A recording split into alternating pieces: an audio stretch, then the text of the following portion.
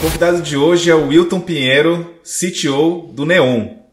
O Wilton Pinheiro começou a sua jornada empreendendo aos 16 anos com uma edtech que bateu 1 milhão de usuários, teve uma longa passagem como liderança de produto na Amazon e criou soluções de IoT e de Machine Learning para a Coca-Cola, e hoje lidera como CTO do Neon um time de mais de 1.000 pessoas, impactando 30 milhões de brasileiros. O Wilton é movido por propósito, simplicidade e impacto real. A gente vai mergulhar nessa história, nos bastidores da sua visão, nos frameworks e nas escolhas que ele faz para moldar os produtos que ele lidera. Então, Wilton, seja super bem-vindo aqui ao podcast. Obrigado, Leandro. Obrigado pelo convite. Wilton, você começou a sua jornada com o Fichário Online aos 16 anos. E essa empresa que você fundou muito cedo chegou a 1 milhão de usuários mensais e ela cresceu tão rápido que quase quebrou no segundo ano da faculdade. Hoje você, muitos anos depois, lidera uma operação massiva no Neon, mas eu queria saber quais aprendizados daquela fase ainda influenciam a sua visão sobre produto e sobre escala. Muito bom. O Fichário Online foi interessante porque eu criei esse produto por uma demanda pessoal. Eu criei para mim, né? Na época, eu estava na escola, eu estava no primeiro ano do segundo grau, me preparando para o vestibular. Eu não tinha a letra mais bonita do mundo nas minhas anotações, mas tinham pessoas que tinham as anotações lindas. E aí veio aquela ideia, cara, será que se eu pegar isso, eu gostava de computação, gostava de programação, me apaixonei pela internet. Se eu criar um site que eu colocasse as melhores anotações dos meus colegas lá para a escola poder usar? Era para mim, não tinha pretensão, não tinha nem essa visão de que eu podia ser algo grande. E aí eu fiz isso no primeiro ano, no segundo ano, no terceiro ano. Quando eu passei no vestibular, a gente já tinha bastante conteúdo, e aí foi quando o Fichário Online realmente explodiu. E o que foi interessante foi, assim, eu tinha um curso de servidor. Eu sou de Goiânia, então eu tinha os patrocinadores de Goiânia locais. Só que quando a gente cresceu, a galera de Goiânia já não queria mais patrocinar o Fichário Online. Então eu fiquei sem receita e com um custo que cresceu muito. E aí o que acabou acontecendo foi, eu realmente quebrei. Minha situação no primeiro ano de faculdade era bem difícil. Eu não tinha dinheiro, estava tocando o Fichário Online, a gente crescendo servidores muito caros. E aí, graças a 2 professores que me ajudaram muito da Unicamp, uma professora chama Heloísa Vieira da Rocha e o outro é o Roberto Lotufo, eles entenderam a minha situação e fizeram várias coisas para me ajudar. O primeiro, por exemplo, a Heloísa Vieira falou: Wilton, isso que você está fazendo pode ser um grande projeto de pesquisa. Sistemas colaborativos, estava começando a falar de rede social, o que a gente pode fazer disso no Fichário Online e você começar a usar a receita do projeto de pesquisa para te ajudar a manter o projeto. Então ela me ajudou com essa forma, me ensinou muito sobre sistemas colaborativos, sobre escala, sobre sair daquele Fichário Online que era baseado no Wilton, colocando anotações para ir para um Fichário Online da comunidade. E o Roberto Lotufo me ensinou sobre empreendedorismo. Na época, meus 2 mentores quando eu estava com o Fichário Online era o César Gon, CEO da CIT, fundador da CIT, e o outro era o Fabrício Bloise, que na época era o CEO da Compera, atual CEO da Prosa. Então, assim, 2 pessoas que eu tinha reuniões semanais com eles para falar sobre empreendedorismo e sobre o que era criar algo novo. Então, para mim, essa experiência inicial ela foi muito marcante. Primeiro, bootstrap, eu não estava falando de venture capital, de produto, não, eu estava falando de resolver problema. E o Fichário Online ele me deu um negócio de propósito muito legal. Eu recebi e-mails de pessoas que falavam assim: olha, não tenho condições de estudar, ou a minha escola está fechada, ou eu não posso ir para a escola, e eu estudo por aqui, eu passei no vestibular por aqui. Isso não tem... Assim, para mim, a sensação de receber aqueles e-mails era um negócio muito grande, sabe? De trabalhar por propósito em algo que eu acreditava.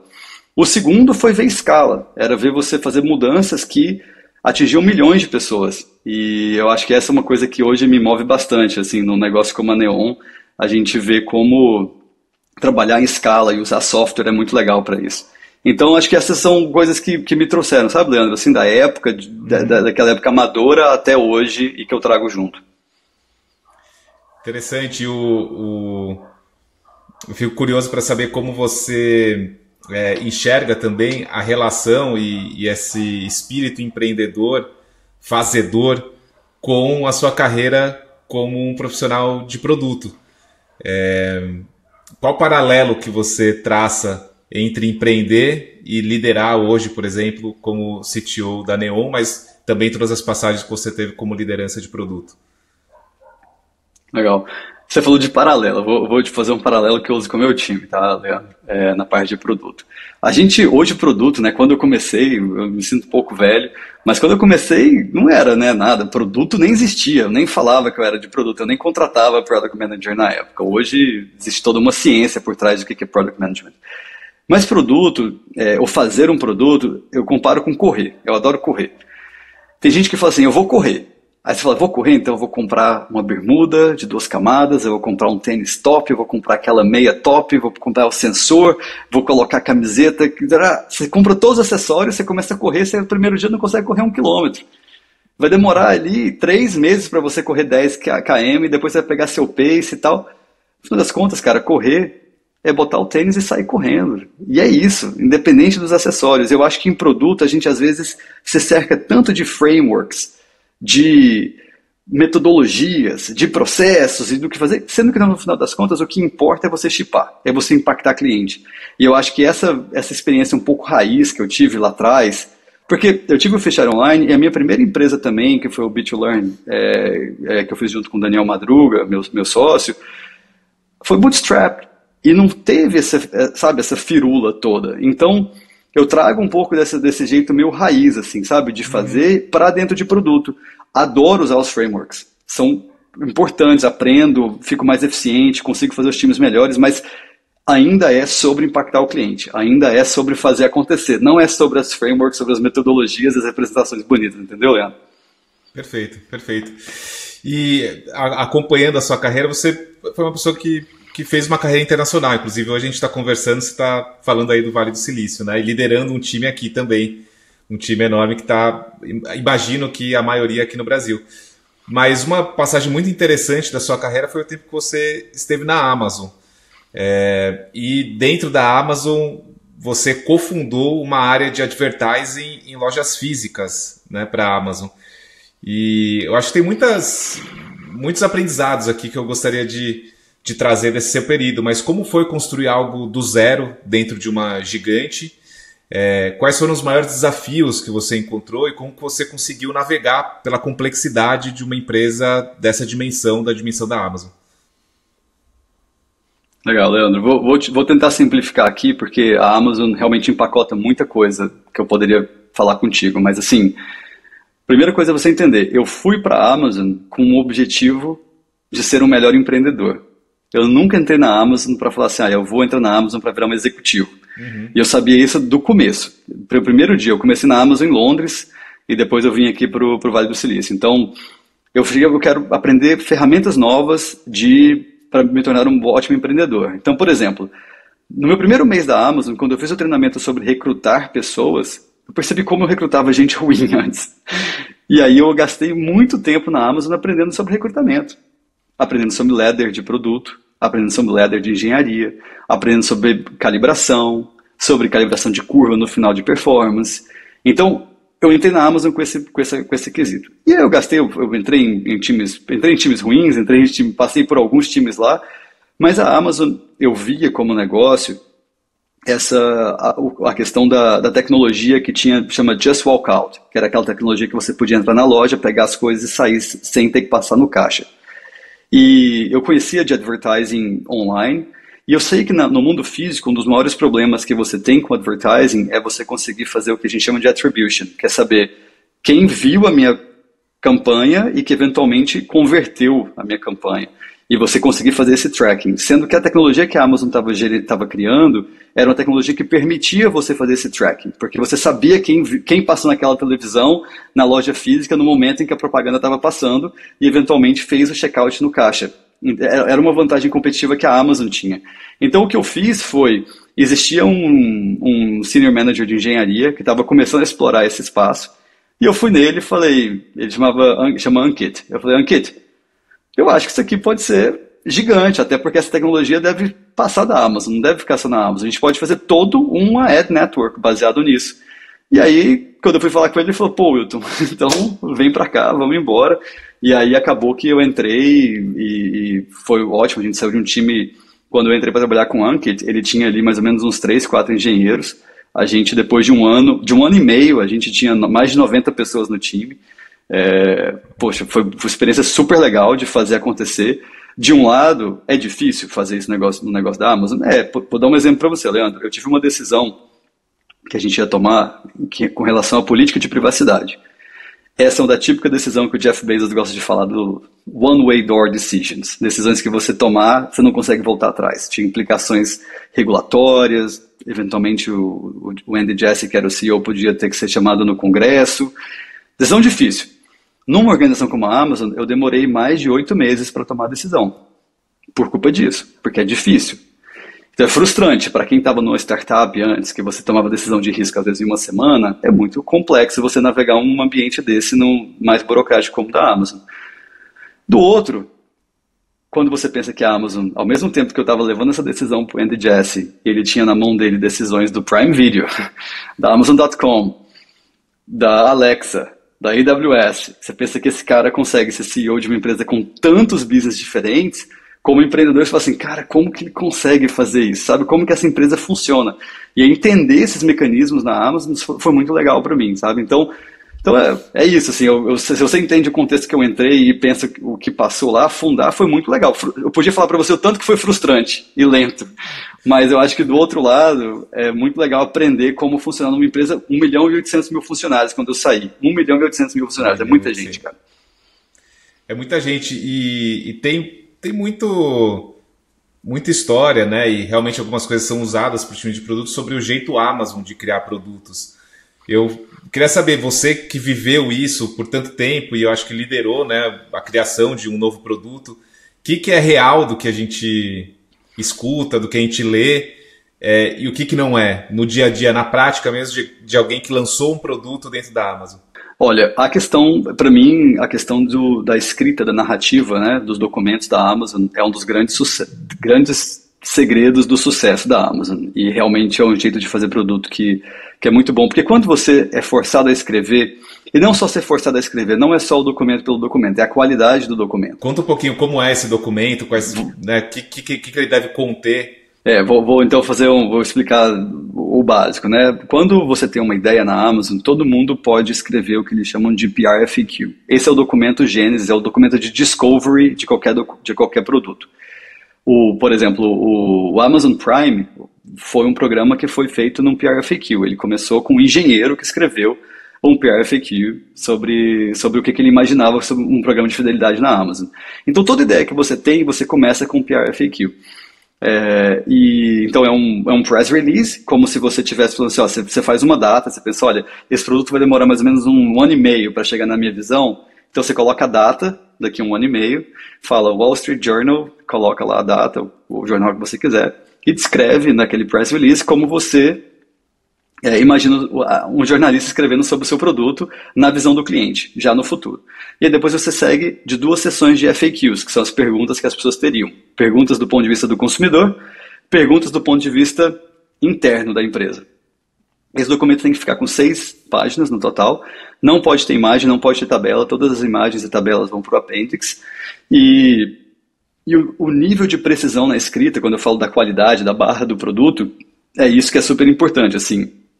A gente às vezes gastava dias em um parágrafo, porque você tem que... Porque qual que é a importância desse documento? Esse documento encapsula as melhores informações que você tem para ajudar os tomadores de decisão saberem se aquilo ali realmente deve ser um investimento ou não. Então um PR FAQ, quando você está propondo criar um two-pizza team, que é geralmente o que a Amazon usaria para falar assim, ó, você quer começar um projeto novo, então você precisa de o two-pizza team, é um time do tamanho que pode ser alimentado por 2 pizzas, né? Essa é a história deles, assim. Então é um time de mais ou menos 6, 8 pessoas. Para você pegar um two-pizza team, você tem que escrever um PR FAQ. Esse PR FAQ tem que subir na organização, às vezes ir para o VP, para o SVP, para ter uma aprovação. Então, os seus pares na Amazon e os seus managers, eles são muito bons em escrever documentos. Então, você gasta bastante tempo escrevendo coisas que, quando você vê o resultado que você começou e o que fechou, o documento fica muito bom, sabe? Ele fica fácil de entender, fica mais limpo você entender onde você quer chegar. E eu acho que do ponto de vista de produto, quando você fala de escrever um PRD, escrever os requisitos do produto, ajuda muito, porque dali para você transformar em stories, já é bem mais próximo, sabe? Porque você trabalhou o seu cérebro na narrativa, entendeu? É, então é isso, assim, acho que isso funciona muito bem na Isso Amazon. é real. Assim, Isso é real, é levado a é real, sério, cara. é parte do ritual. Não, é real no nível assim, Leandro, antes da pandemia, a gente tinha até, todo mundo tava no escritório aqui em Sunnyvale, e na verdade em Santa Clara, e a gente era um time da Alexa, 120 pessoas debaixo do mesmo diretor no mesmo andar. Então, quando ia revisar o meu documento, eu tinha todo um ritual, eu tinha que imprimir tantos de cópias certas, eu tinha que deixar a caneta na mesa de todo mundo, levar o material lá, deixar todo mundo para revisar. Aí a gente fica, se é um six-pager, é 1h30, aí a gente tem 40 minutos de leitura, 40 minutos de discussão, depois tem que juntar o feedback de todo mundo, tem todo um ritual para você conduzir. Depois que você acabou de ler o documento, você pede, pessoal, comentários gerais sobre o documento, depois vamos página por página e discute. Então, assim, é um ritual muito estabelecido e é cultura da empresa. Eu já estou fora da Amazon há quase 1 ano e meio, eu não acho que você, sabe, essas coisas funcionam. Você pode pegar plug and play, igual outras empresas tentam fazer. Não, vamos pegar a cultura da Amazon e colocar aqui. Não funciona assim. Lá dentro da Amazon, a cultura é muito forte, sabe? Assim, o jeito de fazer, você pega pessoas que estão lá há muitos anos e já fizeram tantos documentos e sabem fazer isso, e fazem muito bem e funciona.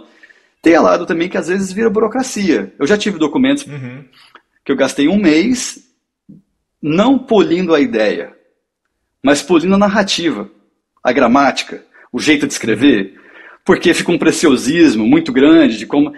Assim, então a empresa é muito grande, cara, tem de tudo. Tem documentos que são bem escritos, documentos que são ruins, assim, mas é um instrumento extremamente poderoso dentro da Amazon. E eu fico curioso para saber agora, né, que você tá na liderança de uma equipe com mais de 1.000 pessoas e que também tem muitas vezes o papel de direcionar, aprovar, não aprovar também ideias e caminhos que o time traz. O quanto que você trouxe isso agora para o seu desafio do Neon? O que você carregou e que passou a fazer parte dos seus instrumentos para liderar a equipe? Legal. Assim, na Neon, eu tive a sorte de que quando eu entrei aqui, o nosso time de produto já tinha uma cultura legal de usar documentos, documentação de narrativa. Já existia um formato de PRD, a gente tinha um instrumento que eles chamavam de passaporte de produto, que era algo que ajudava a fazer a gênese de qualquer produto na Neon e pensar em todas as facetas que aquele produto teria que ter. Então eu digo que eu tive a sorte de entrar numa empresa que já tinha uma cultura de produto de narrativa boa. Eu acredito, se você me perguntasse, você trabalharia na Neon fazendo produto usando PPT? Eu acho que eu consigo mostrar por A mais B como o documento é mais poderoso que o PPT. Eu consigo racionalmente mostrar a eficiência de escrever um documento versus fazer um PPT. Então não foi muito difícil aqui na Neon. O que aconteceu foi, a gente tinha uma empresa, a Neon, né, a empresa que cresceu muito rápido. Realmente hoje ela tem um pouco mais de 1.000 funcionários ali, a gente tem por volta de 60 pessoas de produto e nós temos uma organização de engenharia de mais ou menos 400 pessoas. E a gente tem um time de design de mais ou menos 25 pessoas. Então, essa é mais ou menos a organização que eu trabalho hoje. Qual que é a dor que a gente estava sofrendo? Tinham produtos que saíam, que eram lançados, sem necessariamente ter passado pelo polimento correto, ou a gente ter gastado tempo como empresa pensando junto naquele produto. E tinham produtos pequenos que a gente acabava gastando muito tempo discutindo. Tinha produto que fazia discovery, tinha produto que ia direto para um PRD super detalhado com engenharia já. Então, um dos meus primeiros passos aqui quando eu entrei na Neon foi criar um framework do que é desenvolver produto na Neon. Esse framework não é nada novo do que tem no mercado, sabe? É especificar, olha, a gente espera que produtos tenham discovery, tenham uma parte de requisitos com PRD, a gente espera que antes de lançamento tenha um Go No Go, a gente quer ter uma avaliação do produto depois de 30 dias, 90 dias do Go No Go. Então o framework ele já tinha, a gente colocou isso só no papel, colocando os templates que eram para ser usados com isso. Mas o que a gente fez de novo foi criar uma avaliação de tiers dos produtos, que é mais ou menos colocar assim, olha, produtos que têm um impacto em mais de 20% da base da Neon, ou que tem algum risco regulatório, ou que vão mexer mais com nossos usuários, são Tier 1. E todos os Tier 1s a gente quer discutir com o comitê executivo da empresa. A gente quer que passe por um review do comitê executivo da empresa. Temos o Tier 2, que são produtos que ficam mais na BU ou nas plataformas, que precisam só da aprovação do head da BU. E temos Tier 3, que são produtos que, cara, é two-way door decision, assim, você pode decidir e se der errado você volta atrás. É um experimento, é uma coisa simples de fazer, e aí quanto mais distribuído na mão do desenvolvedor tiver, melhor. Então a gente fez essa classificação, é algo... o Product Manager faz com ele mesmo, tá? Entre ele e o gerente de engenharia, eles fazem essa decisão de se é Tier 1, Tier 2 ou Tier 3, e a gente tem toda uma rotina, né? Então toda semana eu tenho já agendado um Product Review, que é para Tier 1, que participo eu e o comitê executivo da empresa, mais alguns stakeholders, para a gente passar o tempo e garantir que a gente revisa todos os Tier 1s da empresa. Então, esse talvez foi uma das coisas mais novas que a gente criou, foi co-criado aqui dentro da Neon, para ajudar a gastar tempo com as coisas que realmente têm valor e menos tempo e dar mais agilidade com aquilo que pode realmente estar no time, entendeu? Legal, super, super interessante. Você comentou no começo, né, da conversa sobre também na sua ida para a Amazon, como você aprendeu sobre recrutamento, né? Imagino que você tenha aprendido também sobre definição de performance em times de tecnologia e de produto, e até conectando com a história do framework, com o modelo que vocês criaram. O que você aprendeu e o que você leva hoje para avaliação de performance dos times, e em especial das pessoas de produto? Quando você coloca na balança output, shipping, né, que você falou, pô, o time tem que shippar, velocidade disso, impacto da solução. Qual que é o framework também, se é que existe um framework, para avaliação de performance do time de tecnologia e em especial das pessoas de produto que lideram produtos? Tá. Assim, vou tentar responder primeiro na parte de produto, tá, Leandro? Para depois a gente falar de tecnologia como um todo. Uma das coisas que eu aprendi é que CPM, fazer avaliação em empresa grande é difícil, é sofrido para quem é de produto. Porque no caso de dar tudo certo, você não quer né, nenhum PM quer ser o herói. O herói é o time, quem fez. O PM foi só o líder ali e tal. No caso de dar errado, a culpa é sua. Então, assim, CPM é realmente uma situação difícil de performance. Se fosse para eu resumir, eu acho que assim, a pessoa de produto, o sucesso da pessoa de produto está altamente correlacionado ao sucesso do produto. É muito difícil você crescer na carreira e ter reviews bons se seu produto não está indo bem. O que é seu produto ir bem? Depende muito da expectativa, aí cada um tem seu contexto. Mas geralmente o produto cresce ou dá lucro, né? É uma das duas coisas que você vai ver para realmente sentir se ele está tendo sucesso. Mas então, como PM, você quer estar em produtos que estão crescendo, estão ganhando. E isso te ajuda a fazer o review. Agora, nos cenários onde você tem produtos que andam de lado ou que estão em fase de... Né, até a gente tem PM, às vezes, de produtos que para morrer, né? Que produtos que realmente vão acabar... aí vem os outros aspectos, assim, que eu gosto muito de ver em performance. Eu acho que pessoas de produto têm que ser pessoas altamente ambiciosas. É uma coisa que eu vejo todo momento de recrutar, quando eu estou recrutando ou entrevistando, assim, e vendo desenvolvendo as pessoas de produto dentro do time. Assim, a pessoa de produto tem que ter uma visão, você tem que ser ambicioso, tem que pensar grande. Se você não se a pessoa de produto no time não é a pessoa que está pensando maior ou mais ambicioso, geralmente é um time que dificilmente conquista coisas maiores, assim. Então, acho que pensar grande é importante, e ser ambicioso. A segunda é meio piegas, mas assim, conhecer o cliente. É porque no dia a dia você sabe, você deve ter visto já muitas vezes, Leandro, mas é tão fácil de você se perder e se desconectar do cliente, ou basear no estereótipo, e aí você acaba não aprofundando nas outras coisas que seus clientes vão fazer. Então, aquela pessoa que assim, eu me inspiro quando eu vejo, eu estava ouvindo o Tim Cook falando lá da Apple, falando que ele acorda todo dia às 4:30 da manhã e ele passa 1 hora só lendo feedback de cliente. Para um cara no nível dele, com uma empresa do tamanho dele, é tão fácil ele imaginar que ele já sabe o que o cliente está pensando e quais são as dores que o cliente está pensando, mas você precisa que esse cara todo dia ouve o cliente, todo dia ele está ouvindo de novo, ele está lendo de novo sobre o cliente, assim como o Jeff Bezos falava também. Eu acho que esse é um hábito. Quando você pega PMs que não estão fazendo pesquisa, não estão lendo feedback na App Store, não estão procurando Voice of Customer para trazer aqui, esse geralmente é sinal ruim. Geralmente você está desconectando do cliente. Então, conexão com o cliente é super importante. E o terceiro que eu vou falar é capacidade de execução, que volta com o que a gente estava falando um pouco do começo, de, cara, realmente chipar. É muito fácil você colocar 1000 desculpas porque você perdeu o deadline de um produto, porque não lançou, porque a qualidade foi ruim.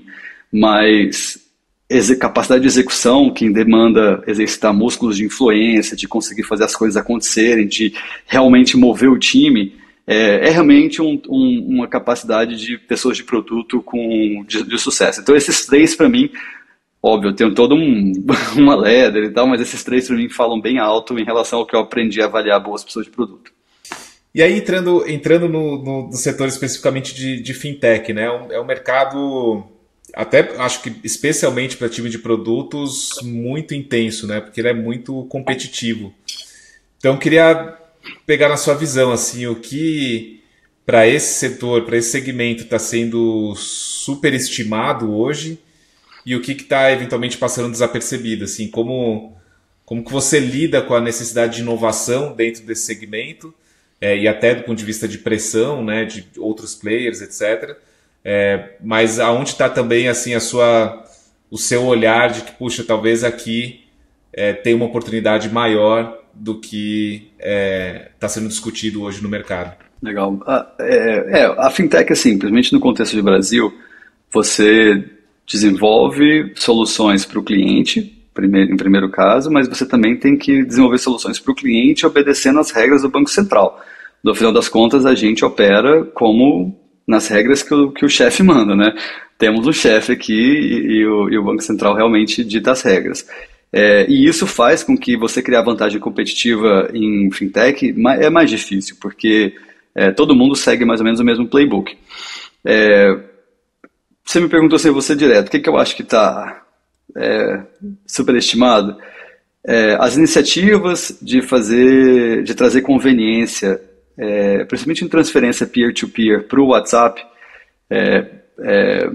é ótimo. Eu acho legal, algo que acho que as fintechs vão evoluir, porque conveniência e simplicidade valem a pena. Mas eu acho que no nível que está hoje é superestimado. Não é um negócio que ganha o jogo, sabe? Não é o todo. Ele é um canal, não é um todo. Então eu tenho uma visão um pouco mais. Eu entendo a importância, gosto do caminho, mas não acho que trazer transferências peer-to-peer para um canal e achar que isso vai fazer virar o jogo é realmente o futuro.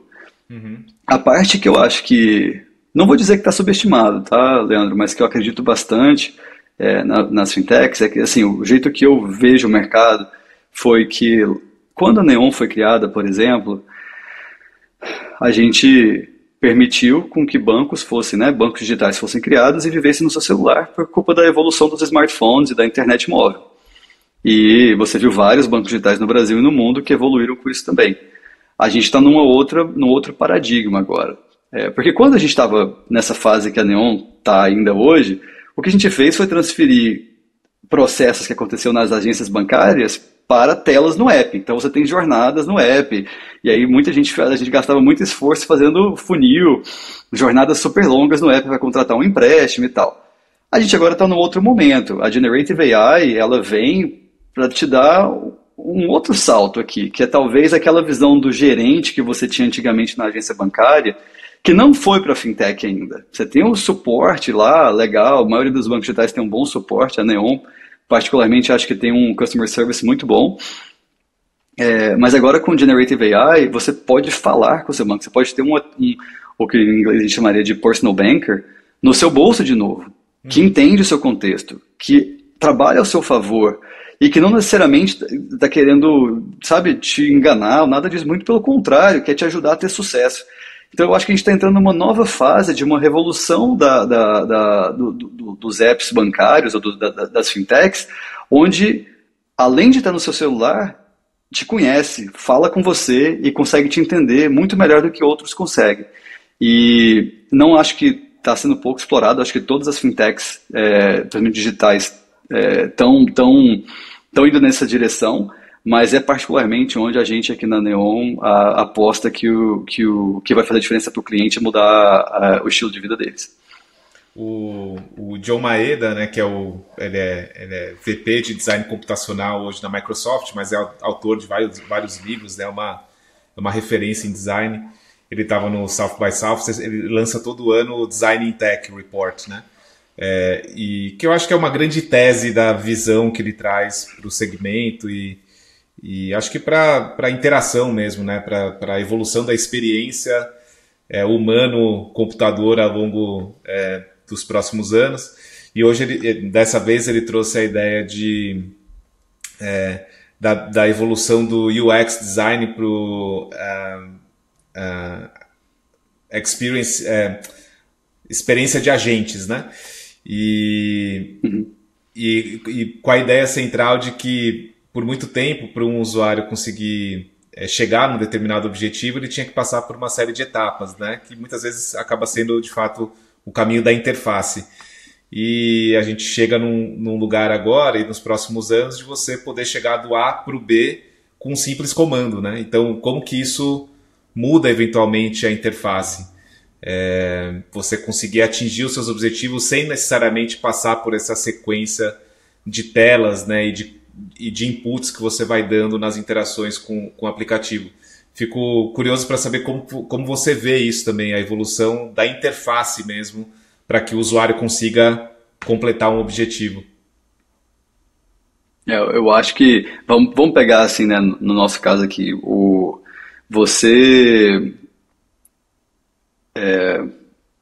vamos pegar assim, vamos dizer que eu fazer um Pix para minha esposa, algo que talvez eu faça com certa frequência. É o tipo de ação que você vai fazer no app, ainda um clique é muito fácil, muito ágil e privado ali, né? Eu ainda consigo ver o grande valor de você investir em tela para isso, pensando em UX mesmo. Quando você fala da parte de agente, eu já penso o seguinte, imagina você está chegando no final do mês, o salário ficou curto, você tem um empréstimo já tomado, a fatura do cartão de crédito está chegando e você tem que descobrir qual que é a melhor solução. Você não vai conseguir pagar tudo, não sobrou dinheiro para tudo, mas tem que tomar decisão em qual que é o melhor balanço para você minimizar pagamento de juro, assumindo até que a pessoa talvez nem entenda muito a dinâmica dos juros, as taxas que estão sendo diferentes. Aí, cara, eu acho que essa experiência por agentes ela é fenomenal, porque você pode ter alguém que vai entender. Então, peraí. E hoje você tem todos os mecanismos para isso, com Open Finance, no Brasil, né? Você pode entender, peraí, então essa pessoa tem essa parcela do financiamento vencendo tal dia, que se não pagar tem tal implicação, tem o cartão de crédito, se não pagar vai ter tal implicação, tem eventualmente uma outra linha de crédito que pode pegar aqui, então eu vou recomendar a seguinte solução, você vai parcelar seu cartão de crédito esse mês, vai pagar o juro mais baixo, vai renegociar para pular a dívida do seu empréstimo. Isso é possível, sabe, Leandro? Assim, eu não vou falar que eu consigo já fazer isso na Neon, mas estou indo para esse caminho. Assim, era isso que eu gostaria que meus clientes tivessem, sabe? Uma oportunidade de sentir que, junto com a gente, eles têm esse tipo de agente inteligente que consegue entender a vida deles e tentar otimizar, talvez no nível de sofisticação que eles mesmos nem saibam, e que isso seja simplesmente um comando, tipo, me ajuda, sabe? Me ajuda a pagar a fatura do cartão de crédito esse mês. Então, eu tentei dar esses dois exemplos, porque assim, eu acho que tem umas coisas que vão ser muito simples, que vão continuar no app, vão continuar com UX, mas tem outras que nem são possíveis hoje, que a interface conversacional e os agentes inteligentes com AI realmente podem mudar para a gente. Ainda seguindo na questão de inteligência artificial, mas já entrando também um pouco em conselho de carreira e visão para a carreira de produto, de product managers, como está mudando, como na sua realidade aí no dia a dia do Neon, está mudando as expectativas ou o jeito de trabalhar ou as habilidades esperadas no time de produto, considerando a tecnologia hoje disponível de Generative AI e de AI como um todo muito mais disponível do que estava há alguns anos. Mudou alguma coisa já? Não mudou? E qual que é a sua visão para essa posição no futuro? Eu acho que ele está mudando, tá, Leandro? Assim, vou ser um pouco mais futurista aqui, mas uma das coisas que está acontecendo agora, se você entrar no site do Y Combinator hoje e procurar posições de produto, você vai ver um aumento grande nas últimos batches sobre a vaga de Product Engineer, que é realmente a junção de alguém de produto com um gerente de engenharia ou com um engenheiro. Por quê? Porque hoje é aquela ideia de você escrever os requisitos e passar para o time de engenharia, com os avanços que você está tendo em como você cria software, você aproximou os dois mundos. Você pode ser muito mais ágil, você pode ser um Product Manager que ao mesmo tempo consegue shippar código. Porque você tem AI para te ajudar com isso. Eu acho que isso é uma tendência bem clara de você aproximar os dois mundos. Então, se você vai lá atrás, no comecinho de Product Management, o Google só contratava PM que era técnico, porque conseguia falar com a engenharia. E aí a gente evoluiu, o produto evoluiu para algo bem maior do que só aquele PM técnico, né?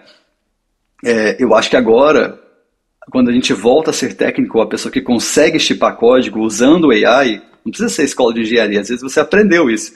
Essa é a pessoa que vai conseguir ter um impacto maior no mercado, e eu vejo isso acontecendo. Eu não estou falando que eu não estou nesse ponto aqui na Neon, é algo que a gente gostaria de evoluir.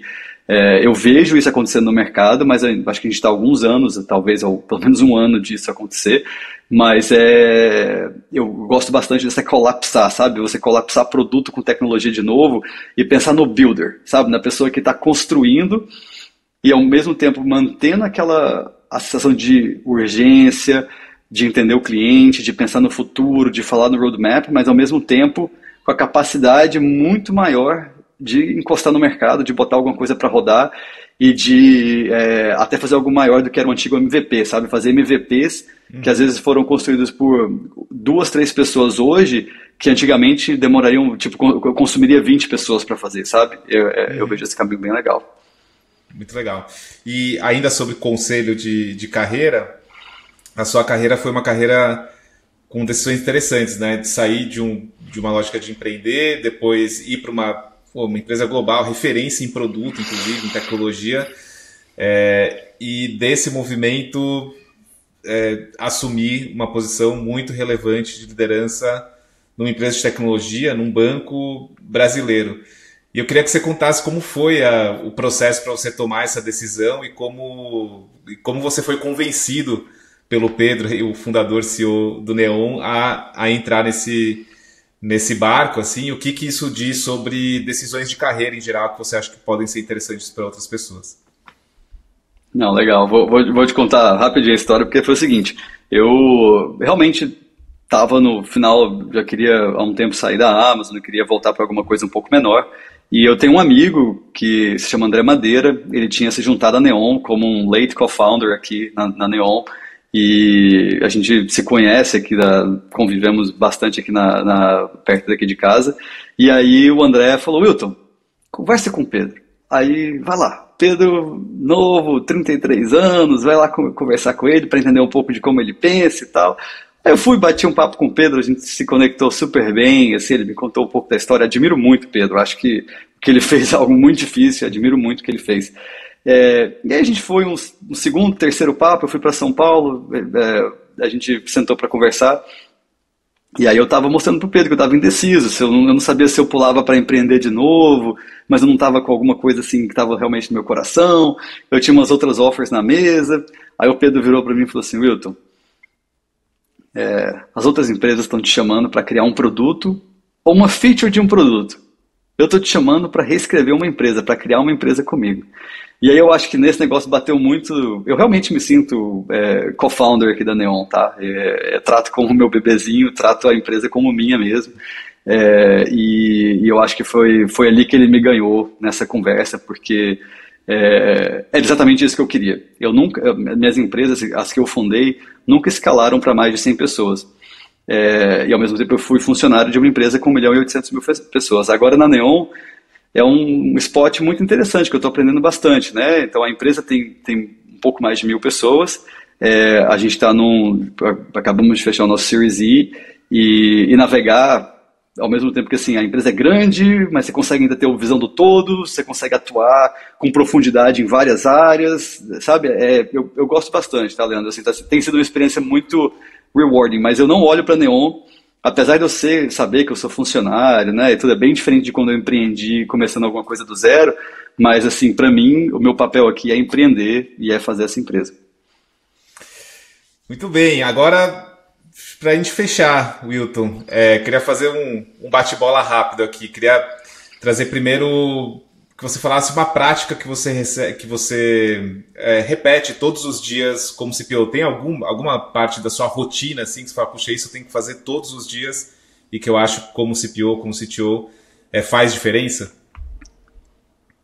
Todo dia eu leio os reviews do Google Play e da App Store do app da Neon, todos os dias.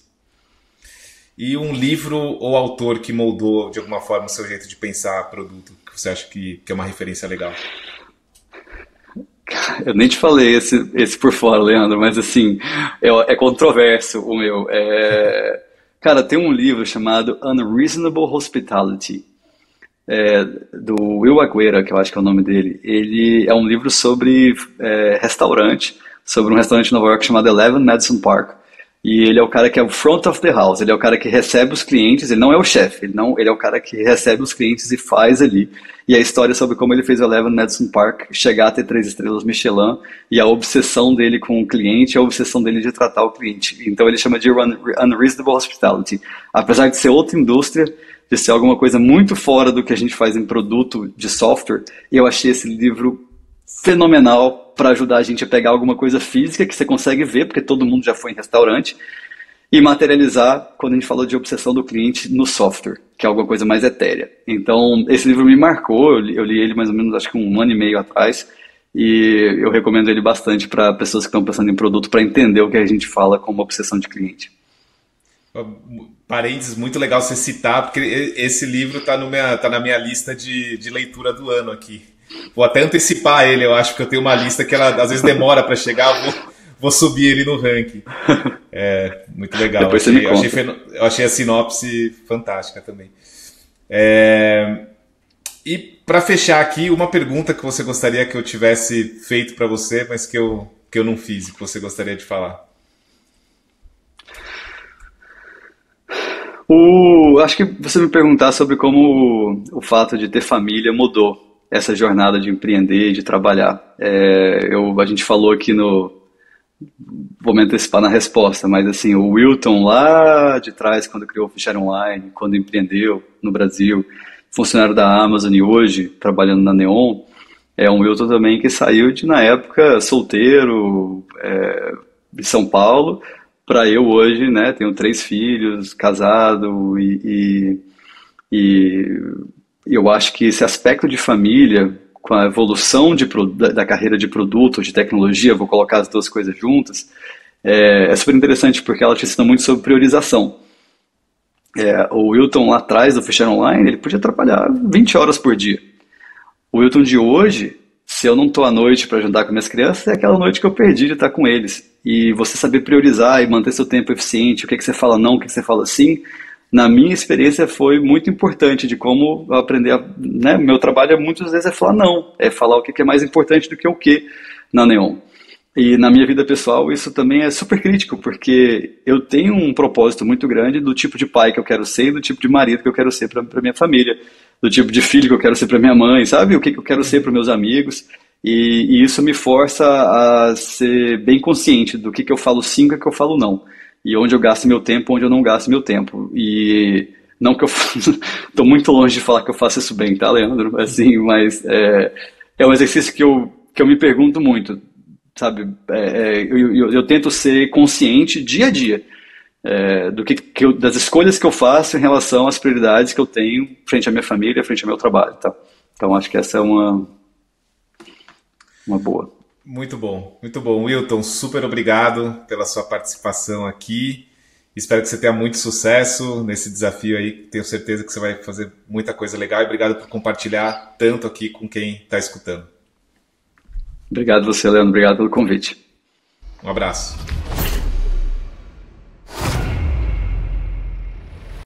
Quer liderar no mercado digital? Um MBA pode aumentar seu salário em até 70%. A Terra, em parceria com a Faculdade Sirius, lança um MBA em Liderança e Estratégia de Produtos Digitais, com certificação conhecida pelo MEC, extensão nos Estados Unidos e networking com grandes líderes do setor. Inscreva-se em somostera.com e comece sua jornada para se tornar um líder de produto digital no mercado global.